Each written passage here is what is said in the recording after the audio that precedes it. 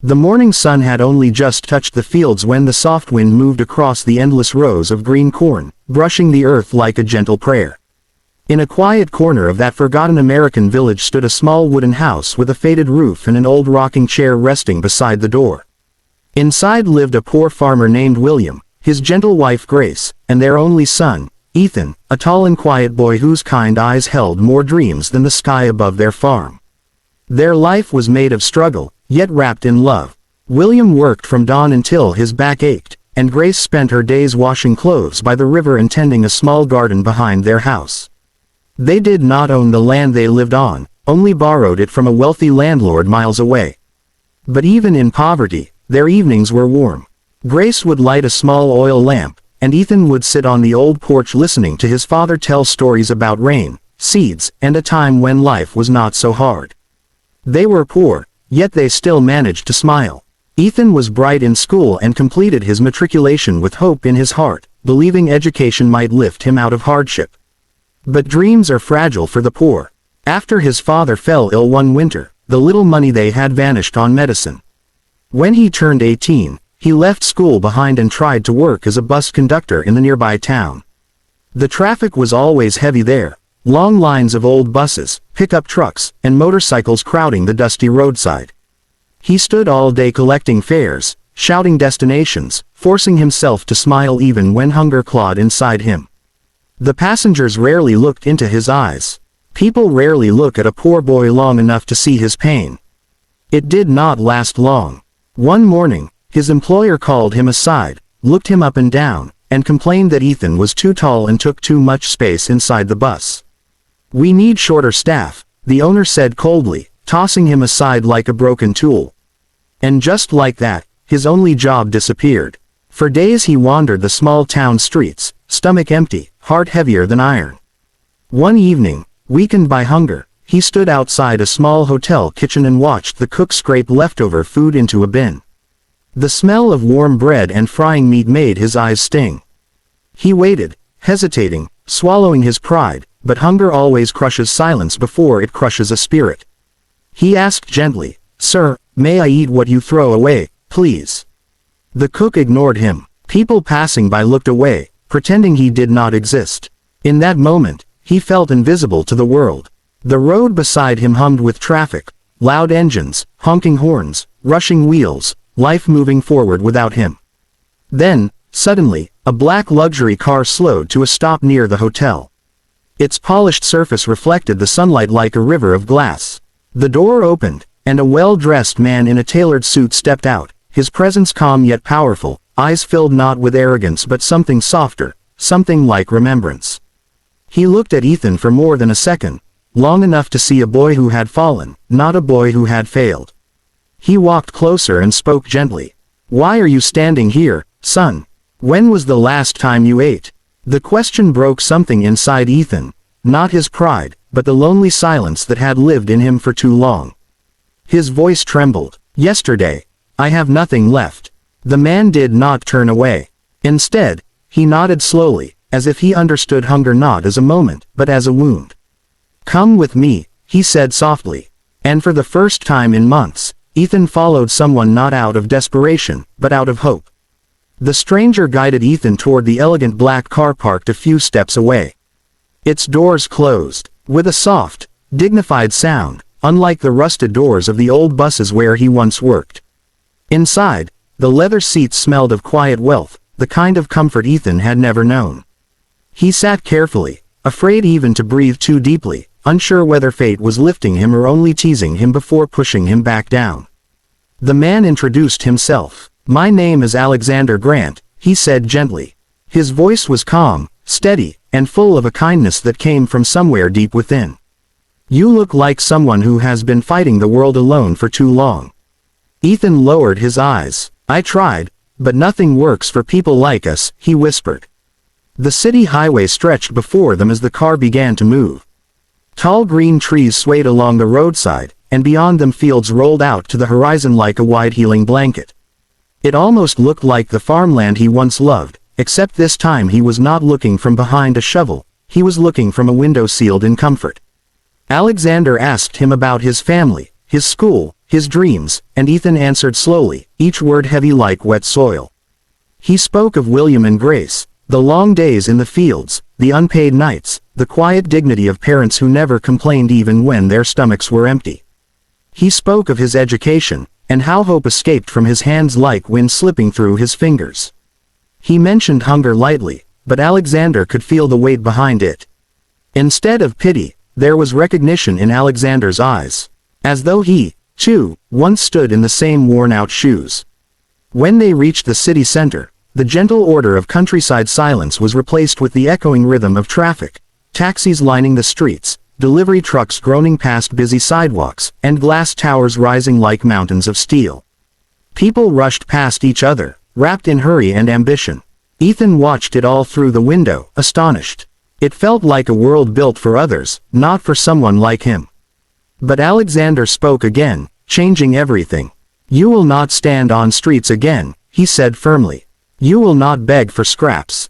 If life has pushed you down, then I will teach you how to rise again."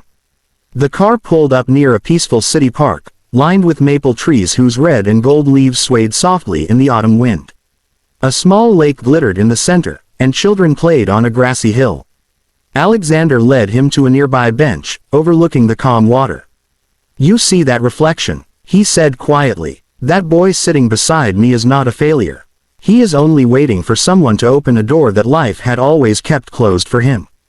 Ethan looked at him, confused. "Why me?" he asked softly. "You don't even know me." Alexander's answer came slowly, like a truth carried through years. "I know you, because once, I was you." The words struck Ethan like thunder. He stared, stunned into stillness, as a secret began to unfold. Alexander continued, his voice thick with memory. "I grew up in a broken cabin not far from a highway. I have eaten from trash bins. I have worked in muddy shoes and slept in silence so deep it felt like the world had forgotten me." He paused, looking out over the lake. "But one stranger helped me once, and that single moment gave me the strength to build everything you see now. My life changed because someone believed I deserved a chance. Today, I am returning what I once received." In that moment the ache inside Ethan loosened, like a rope finally untying from his chest. For the first time, he felt seen. Alexander placed a hand gently on Ethan's shoulder. "From today onward, you are not alone. You will stay with me. You will study again. You will rebuild your life." The wind carried the promise across the still water like a prayer finding its home. And for the first time in his life, Ethan felt that destiny had finally turned to look back at him. Life changed for Ethan slowly at first, like the first warm breeze that touches winter air before spring arrives. Alexander brought him to a quiet residence outside the city, a beautiful home surrounded by tall maple trees and fields rolling far beyond the back fence. The place felt like a bridge between two worlds, the peace of the countryside and the power of the city. Ethan had never seen such calm and dignity living side by side. In the mornings, he would wake to birdsong instead of hunger. He was given clean clothes, proper meals, and most of all dignity. Alexander enrolled him in evening classes, helping him continue his education. But more than books, he began learning self-belief, a lesson life had never let him keep before. Still, the wounds of the past clung to him.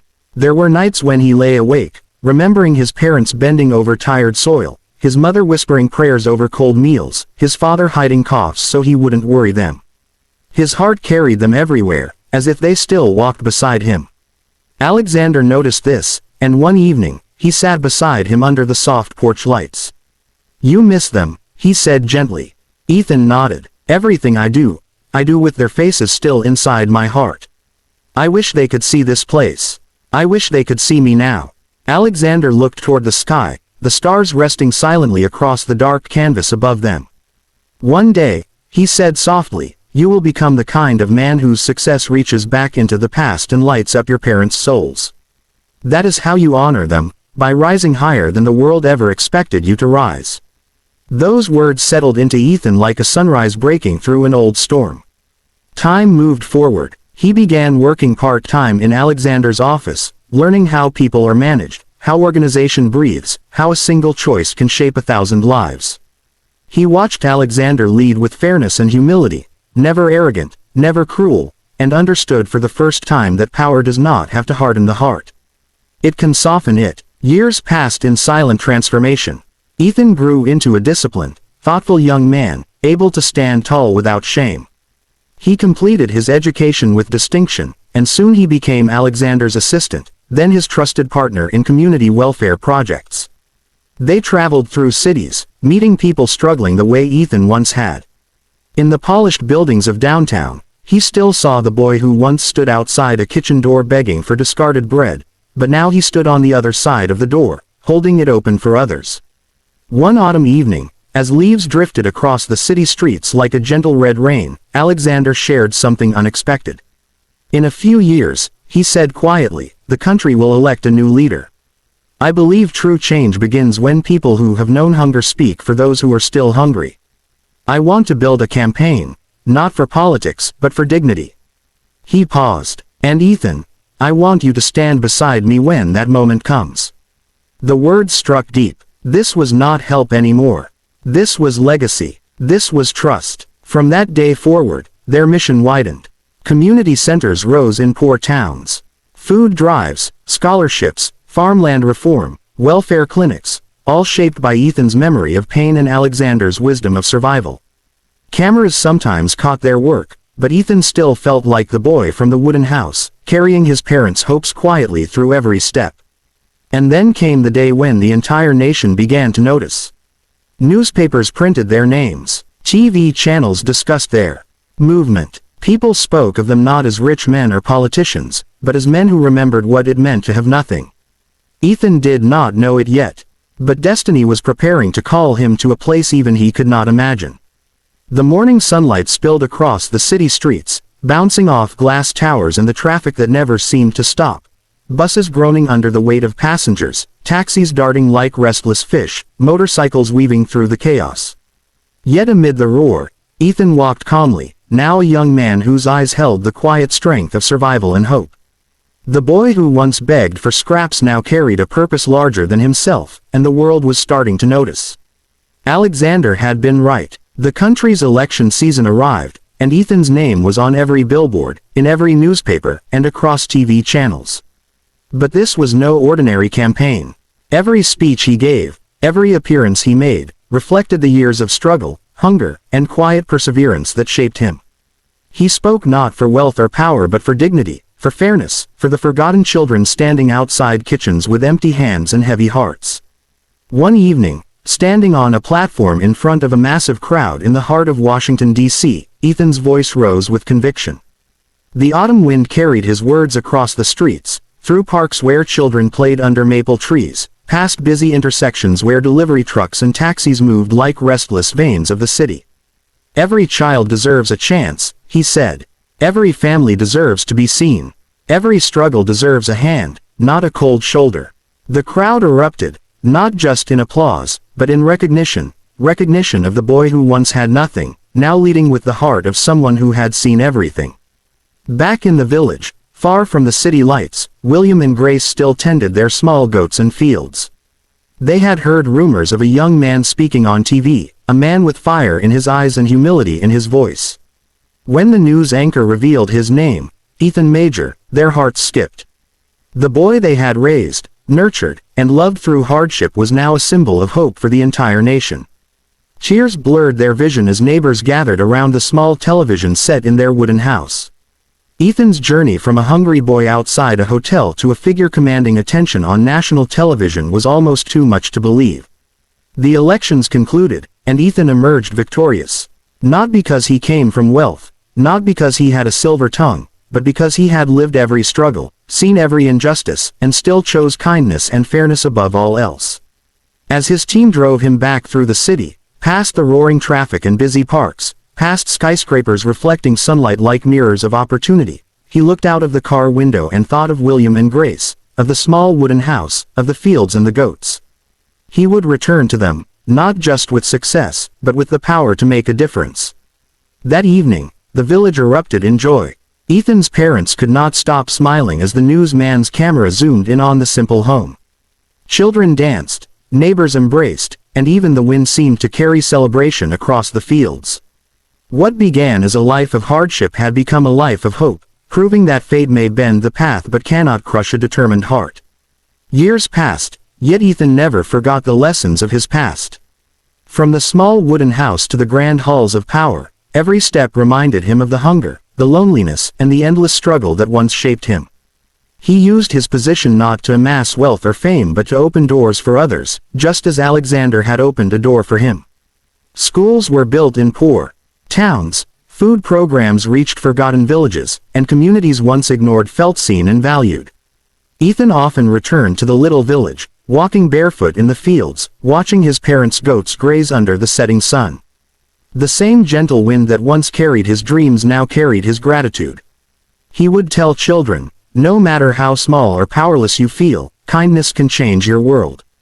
Every act matters. His story became a legend, not because he became powerful, but because he proved that a single act of kindness can ripple across generations, turning despair into hope, poverty into purpose, and strangers into family. Dear viewers, remember, every small gesture can light someone's darkest day. Share this story, like this video, and subscribe to Kindness Quest to keep spreading hope and kindness across the world.